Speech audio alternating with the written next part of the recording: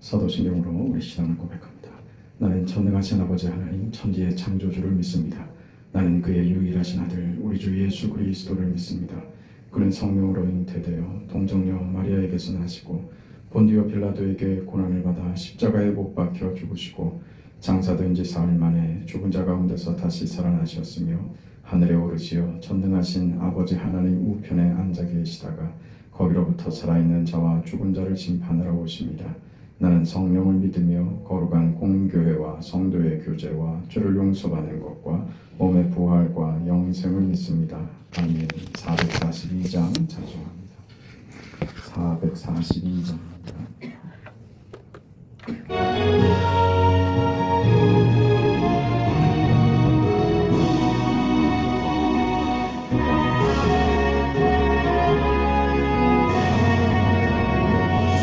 저장리 꼬리에 이슬 아직 맺혀 있는 그때에 귀에 은은히 소리 들리니 춘성 분명하다. 주가 나와 동행을 하면서 나를 친구 삼으셨네. 우리 서로 받은 그 기쁨은 알 사람이 없도다. 그 청한 주의 음성 우는 새도 잠잠케 한다. 내게 들리던 주의 음성이 늘 귀에 쟁쟁하다.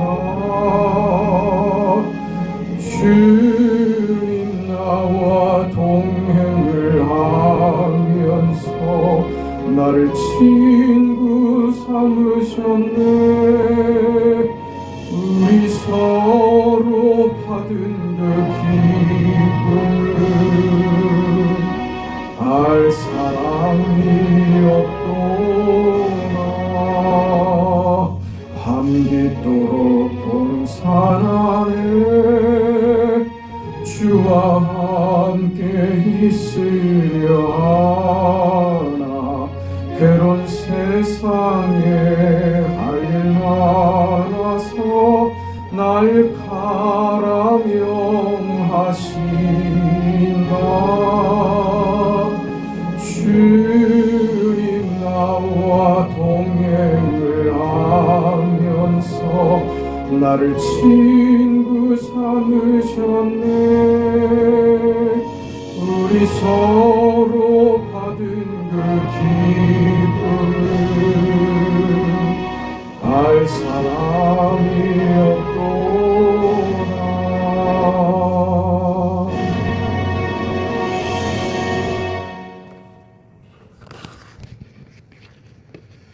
하나님의 말씀 고린도후서 12장 7절부터 10절까지 말씀을 보겠습니다.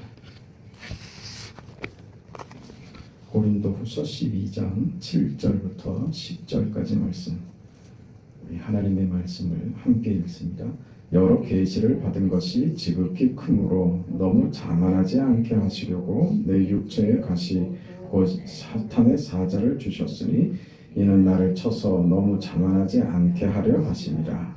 이것이 내게서 떠나가게 하기 위하여 내가 3번 주께 간구하였더니 나에게 이르시기를 내 은혜가 내게 족하도다. 이는 내 능력이 약한 데서 온전하여 짐이라 하신지라.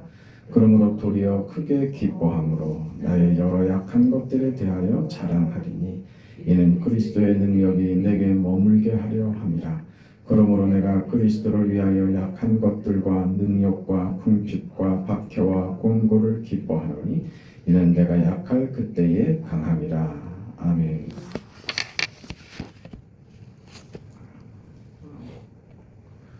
바울이 고린도 교회에게 자신의 사도권에 대해서 변호를 합니다. 그 변호의 주된 내용은 너희는 힘을 자랑하고 가진 것을 자랑하고 성공과 부귀와 너희 지위를 그것이 마치 신앙의 보상이고 그것이 너희 신앙의 올바름이며 너희가 그 가지려고 하는 세상의 힘, 권력 그것이 마치 하나님이 너희에게 목적하신 신자된 복인 줄 너희들이 그렇게 주장하고 생각하고 그것을 너희들의 자랑으로 가지고 있지만 그것은 바른 생각이 아니다. 나의 사도권, 내가 사도된 증거는 나의 어떤 권력이나 힘에 있지 않다. 내가 너희를 너희 앞에 힘으로 너희를 통제하려고 하더냐 그거죠.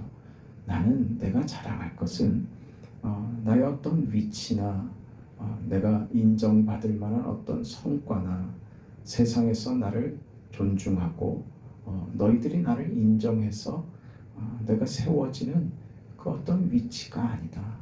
나의 자랑은 나의 약함에 있다. 그렇게 얘기를 하면서 자신의 사도권에 대해서 설명을 하죠.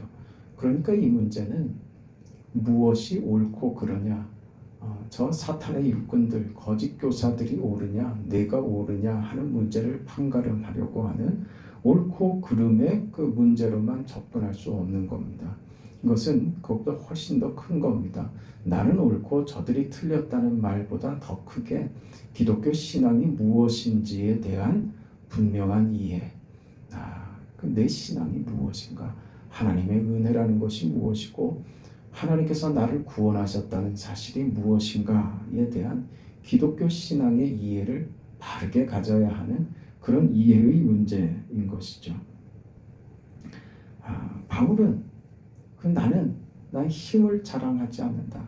내가 너희들의 기준대로 한다면 나는 너희들이 상상할 수 없는 내가 차마 말로 옮겨서 설명할 수도 없는 일을 나는 경험했다.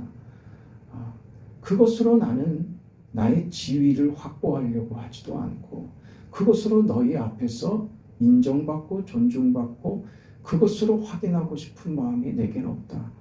나는 너희들에게 종 같은 자세로 부모가 자식을 대하는 그런 심정으로 노심초사하며 너희들을 섬기는 자의 모습으로 이 약한 자의 위치에서 너희들을 상대했지 내가 너희를 통제하려고 들지 않았다. 이렇게 얘기를 하죠.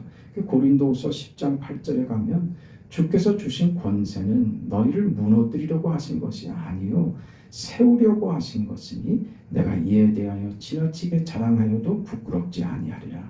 난 이게 자랑이다. 하나님이 내게 힘을 주셨는데 그 힘은 내게 주신 그 권세는 너희를 통제하고 압박하여 너희를 겁을 주고 너희를 꼼짝 못하게 하는 그런 수단으로가 아니라 너희를 세우기 위하여 주신 것이다. 이게 내 자랑이다. 하나님이 내게 주신 힘, 능력이 있다면 그것으로 나는 너희를 섬기는 자리에 갖다가 썼지 그것으로 내가 너희를 통제하려고 하지 않는다. 내 자랑은 다시 말하지만 권력이 아니다. 그럼 권력은 뭡니까? 힘이 뭡니까? 그건 통제력입니다. 국가가 가지는 권력이 뭡니까? 국가의 힘이라는 거예요. 그건 통제할 수 있다는 겁니다. 국가의 공권력이라고 하는 것은 통제하는 힘이죠. 나라를 무너뜨리려고 하는 세력들은 언제나 이 국가의 통제력을 무너뜨리려고 듭니다. 공권력을 무시하죠. 공권력이 힘을 발휘하지 못하도록 만드는 게 언제나 나라를 망치려고 드는 자들이 하는 수단들이고 수법들입니다. 공권력이 뭡니까?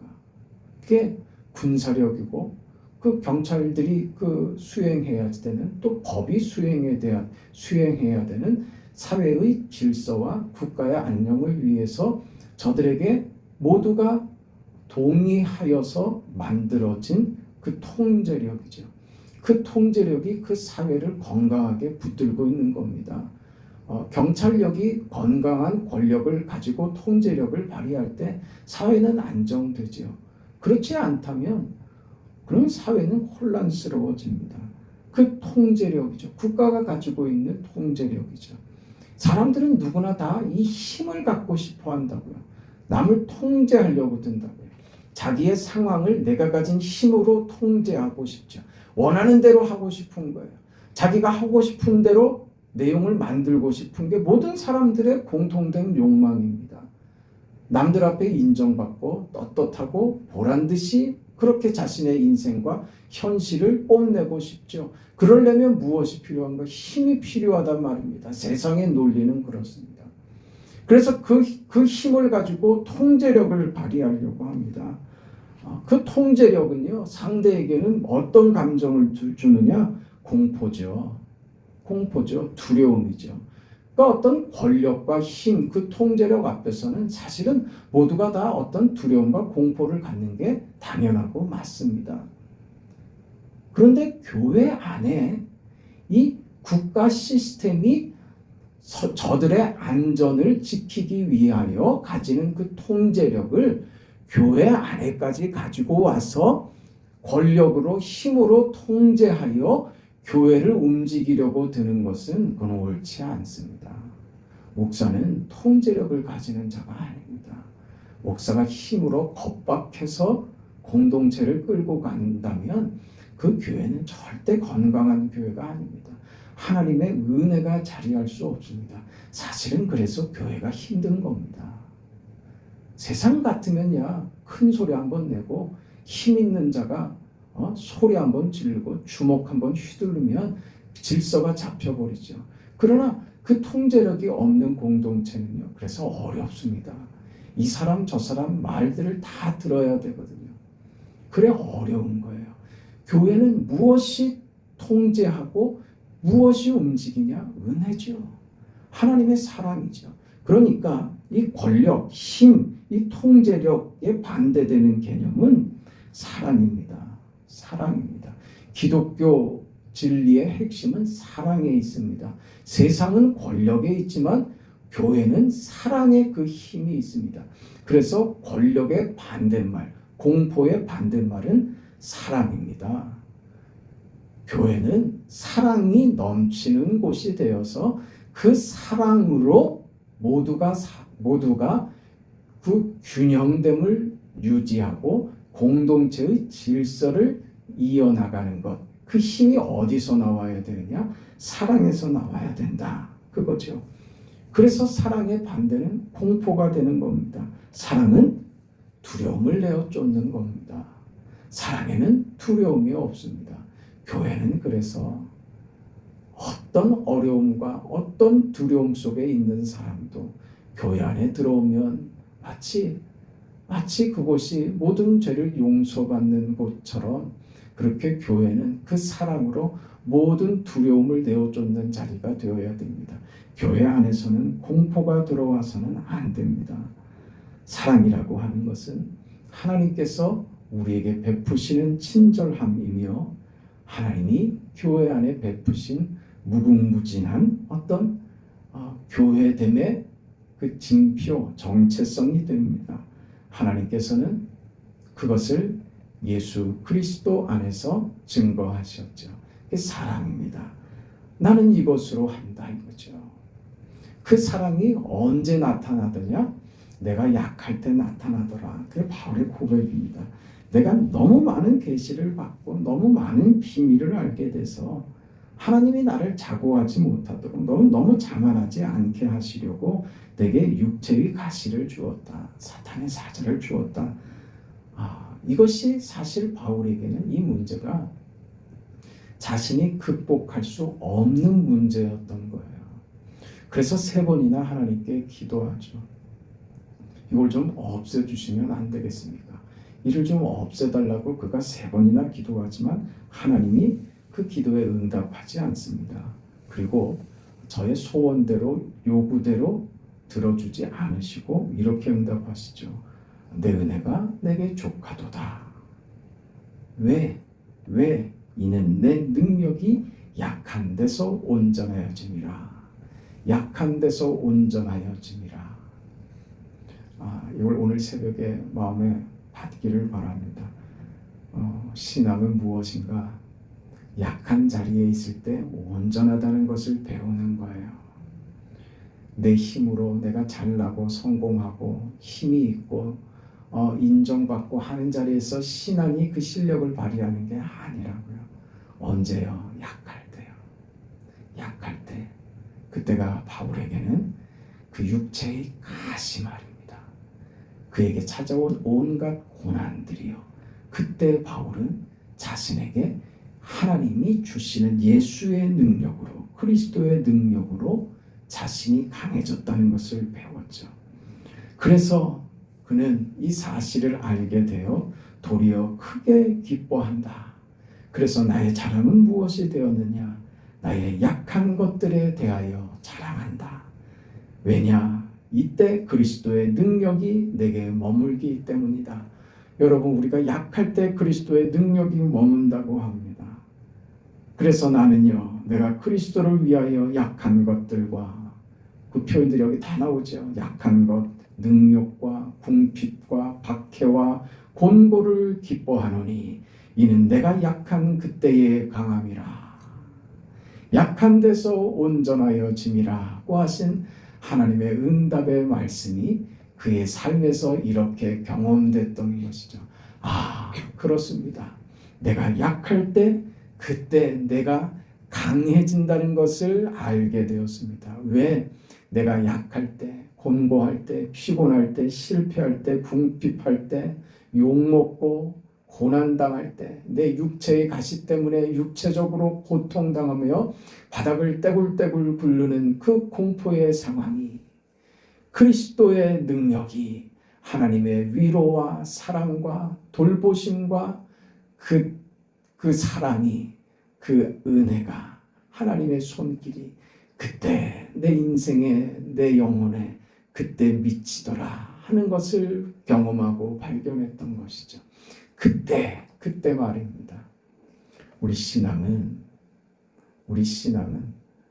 언제 실력이 발휘되느냐? 언제 우리가 신앙으로 살아야 하느냐? 도망가고 싶을 때 말입니다. 절망하고 싶을 때 말이죠. 그때 나타납니다. 그때 화나고 섭섭하고 도망가고 싶고 눈물 나고 절망하고 싶을 그때요. 그때 우리 실력을 발휘해야 된다고요. 그때 그리스도의 능력이 내 삶을 지배하는 거예요. 그때 우리 신앙을 드러내야 됩니다. 그때 속을 드러내면 안 된다고요.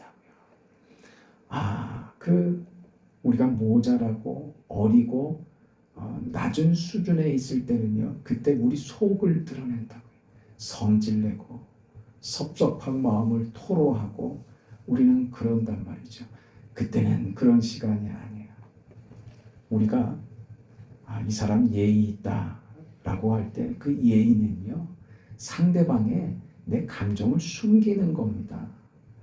자기 마음대로 하는 것이 아니라고요. 자기 속을 숨기는 거예요. 친절함이라고 하는 것, 예의라고 하는 것은 자기 하고 싶은 대로 하지 않는 것을 그렇게 말합니다. 우리 신앙에도요, 이 예의와 친절함이 묻어나와야지 돼요. 내가 지금 이러니까 나 건들지 마. 이게 되면 안 된단 말이에요. 힘들고 어렵고 욕먹고 지치고 곤고할 때, 그때요.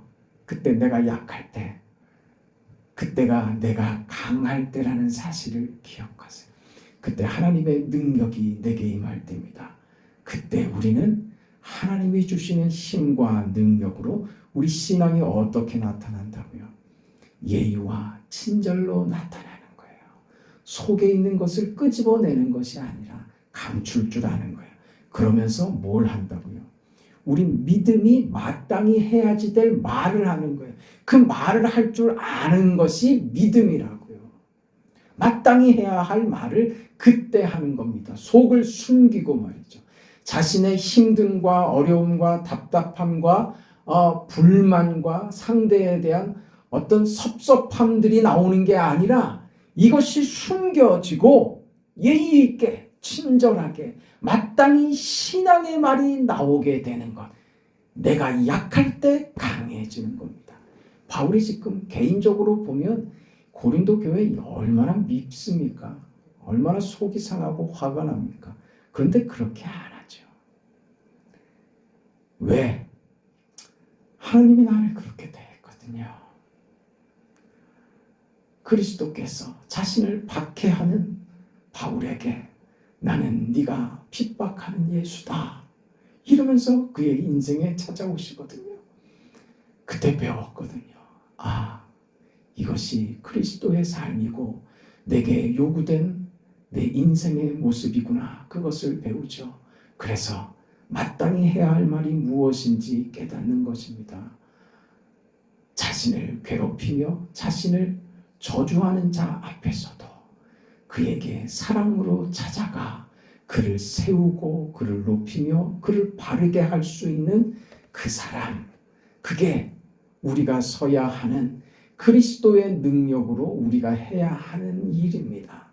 그걸 바울이 지금 고린도 교회 성도들에게 하고 있는 겁니다. 오늘 우리가 그 인생을 살아낼 수 있기를 바랍니다. 마땅히 해야 할 말을 마땅한 자리에서 마땅한 상황에서 하나님 할 수 있는 힘을 주세요. 용기를 주세요. 은혜를 주세요. 하나님, 주께서 내게 보이신 그 본을 따라 그 인생을 살아갈 수 있는 믿음을 주세요. 그게 우리의 기도가 되고 소원이 되어 들 줄 압니다. 그 인생을 살아내는 오늘 하루와 여러분의 인생이 되시기를 주의 이름으로 축원합니다. 하나님 아버지, 은혜와 사랑을 감사합니다. 오늘 우리에게 있는 사탄의 가시가 무엇인지, 오늘 우리를 약하게 만드는 우리 인생의 고난과 어려움과 답답함과 욕먹는 일과 손해보는 일들이 무엇인지, 바울에게 있었던 육체의 가시가 오늘 우리에게는 무엇인지 깊이 생각해 봅니다. 하나님, 아무리 어려운 환경과 현실과 나를 누르고 억압하는 어떤 문제라 할지라도 바울은 그것을 자랑한다. 이것이 나에게 있음을 나는 자랑하게 된다. 내가 받은 기도의 응답이다. 하나님께서 그렇게 말씀하셨고 말씀하신 대로 내가 겪는 고난과 이 현실과 이 아픔 속에 여전히 하나님이 그때 강하게 역사하시며 나를 전적으로 붙드시며 나에게 힘이 되어주시고 그때 내 믿음과 하나님을 향한 내 신념과 고백과 결심과 다짐이 이 일을 하게 되더라. 이 고백이 오늘 우리가 겪는 우리 육체의 가시와 우리 삶의 고단함과 곤고한 현실에도 날마다 경험되게 하여 주시옵소서. 속의 것을 풀어내야 속이 시원한 것 아니라는 것을 우리가 압니다. 그런 어리석은 신앙의 자리가 아니라 하나님, 그때 마땅히 해야 할 말을 할 수 있는 인생이 되게 하여 주옵소서. 우리의 힘은 권력에 있는 것이 아니라 사랑에 있다는 것을 알게 하여 주옵소서. 섬기고 세워주고 높여주고 그리스도께서 우리에게 보여주신 그 삶을 오늘 우리도 우리 현실에서 온전히 살아낼 수 있도록 힘을 주시옵소서. 오늘 한 날을 2025년 한 해를 그렇게 살아내며 주님께서 우리에게 찾아오시는 그날까지, 우리가 주님 앞에 가는 그날까지 이 인생 능력 있게 힘 있게 우리의 자랑이 되어 살아가는 우리 모두의 신앙의 인생 되도록 축복하여 주시옵소서. 예수님의 이름으로 기도합니다. 아멘. 하늘에 계신 우리 아버지여, 이름이 거룩히 여김을 받으시오며 나라가 임하시오며 뜻이 하늘에서 이루어진 것 같이 땅에서도 이루어지이다.